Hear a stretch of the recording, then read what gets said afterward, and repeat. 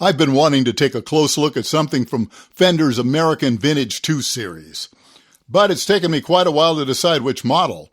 Now, if you've noticed the line at all, you already know there's quite a selection of US-made Strat and Tele reissues from the 50s through the 70s. And in a perfect world, well, I'd love to get my hands on all of them. Throw in the Jazzmaster as well. But I'm a musician, not a dealer, so I have to buy what I review, and that means taking my time and choosing carefully. Now, being a Strat guy, it made sense to start with a Strat, and hopefully I'll get to one or more of the Teles later on. Now, I think all the Strats look very cool, but it seems like most of the reviewers have gravitated toward the 60s models, especially the 61. But something kept drawing me to the one I finally chose, the American Vintage 2 73 Stratocaster.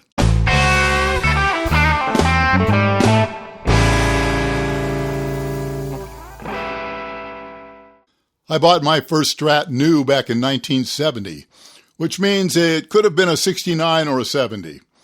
Now, I loved that guitar, and it was quite a while before I heard anything about the CBS-era Fenders being inferior.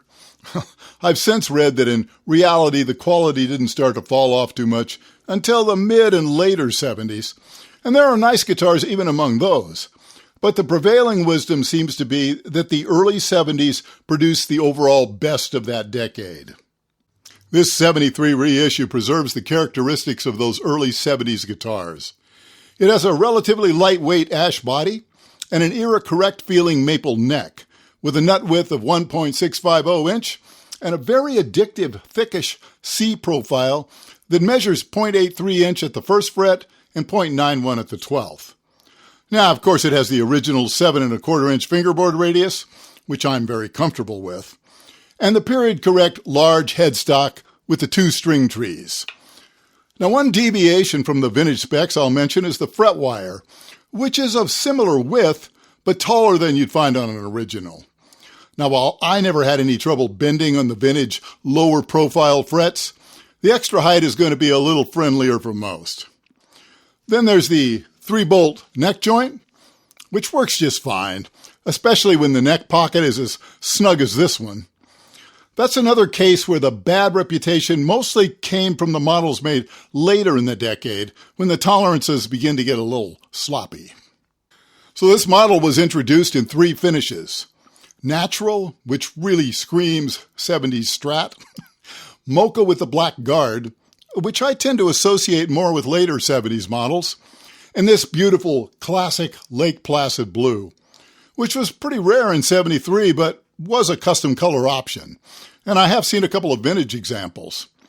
Now, also new for this year is a limited edition Olympic white version. In any case, this one is my favorite. I know the natural is probably the quintessential early 70s finish, but for me, it had to be this one.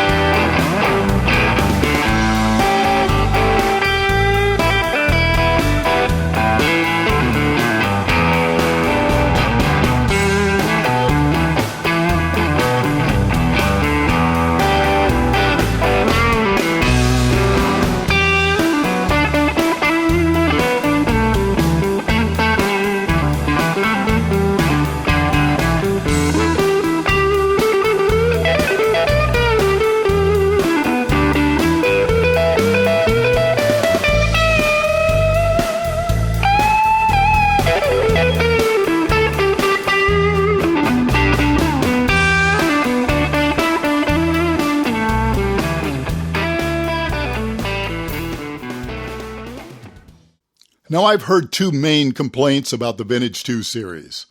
Well, the first is, predictably, the price. While there are some nice discounts available right now, these all hover around $2,500. Not cheap, and getting pretty close to some used custom shop prices. Now, the second complaint has been presented as QC problems, but have sounded more to me like setup issues, since the complaints I've heard seem to fall in the category of normal adjustments. Now still, it's understandable to expect a guitar this expensive to arrive pretty much perfect, but I imagine that's not easy when cranking out huge numbers of guitars from a company the size of Fender. Now, if the vast majority only need a little tweaking, well, I'd say they're doing a pretty good job. Thankfully, this one arrived set up very nicely. The only adjustment needed was dialing in my preferred action. Now, I did make a minor truss rod adjustment to better suit my playing style, but there was nothing objectively wrong with the way it arrived. The overall fit and finish is excellent, and this feels like a thoroughly professional lifetime instrument.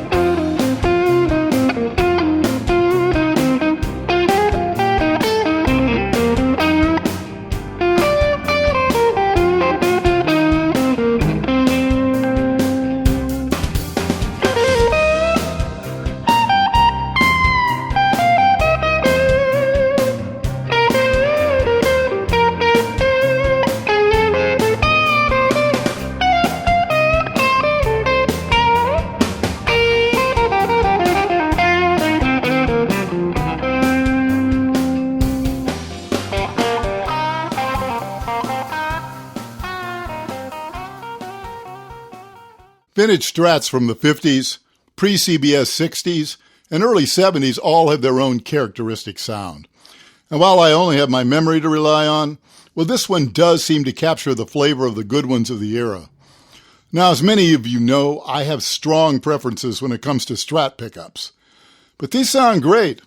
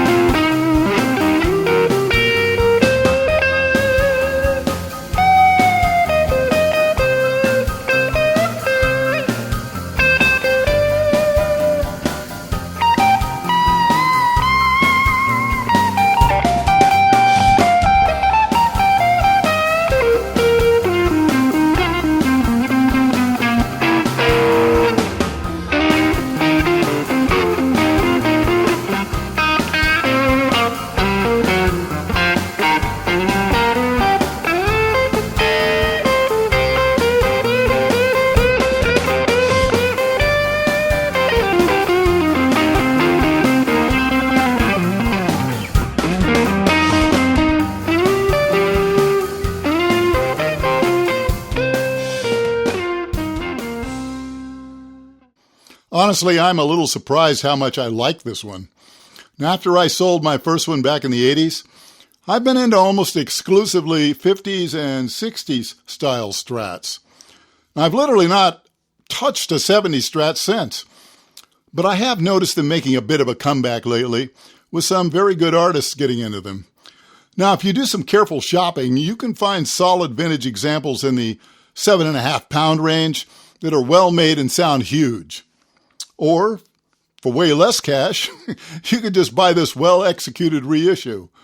It might not have the mojo factor of something that's seen decades of action, but it also won't need the inevitable work most of them do, and the vibe is definitely there.